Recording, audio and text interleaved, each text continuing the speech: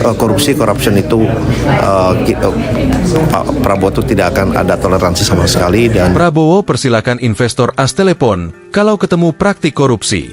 Presiden Prabowo Subianto menegaskan tidak akan memberi toleransi terhadap praktik korupsi di hadapan para pimpinan perusahaan besar Amerika Serikat, AS. Hal tersebut disampaikan oleh Menteri Investasi dan Hilirisasi Rosan Ruslani. Rosan menyebut, pernyataan itu Prabowo sampaikan saat bertemu dengan The United States Indonesia Society, USINDO, di Washington DC, AS, Senin 11 November 2024 waktu setempat. Yang paling strong sampaikan bahwa korupsi, corruption itu Pak Prabowo itu tidak akan ada toleransi sama sekali. Dan tadi sampaikan juga bahwa ya, korupsi itu adalah cancer.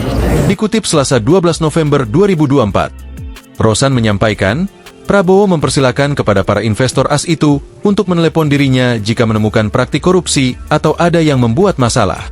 Menurut Rosan, Prabowo diapresiasi oleh para bos perusahaan besar AS saat menegaskan komitmennya itu.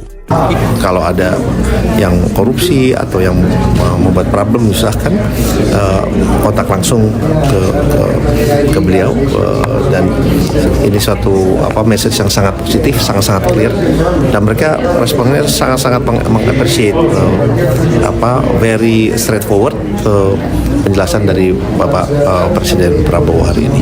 Rosan mengatakan, Prabowo juga akan mengurangi berbelitnya birokrasi di Indonesia. Dengan begitu, investasi yang masuk Indonesia bisa menjadi lebih mudah. Dan yang paling penting akan mengurangi birokrasi yang berbelit, sehingga investasi masuk Indonesia juga membawa kebaikan buat seluruh rakyat Indonesia. Itu intinya. Sementara itu, Komisi Pemberantasan Korupsi, KPK, mendukung Presiden RI Prabowo Subianto dalam pemberantasan korupsi. Wakil Ketua KPK Nurul Gufron mengatakan, pemberantasan korupsi harus dilaksanakan secara sistemik melalui sistem terstruktur dalam pemerintahan. Karena hanya dengan begitu korupsi akan bisa diselesaikan. Pemberantasan secara pidana itu hanya untuk terapi kejut, namun tidak akan menyelesaikan secara komprehensif, kata Gufron Selasa 5 November 2024. Gufron mengatakan, KPK menyiapkan strategi khusus untuk mendukung Presiden Prabowo, salah satunya mendorong perlunya sistem integritas partai politik, SIP.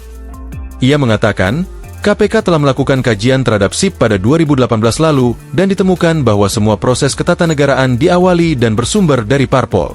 Oleh karena itu, parpol harus menjadi lembaga yang pertama berintegritas, ujarnya.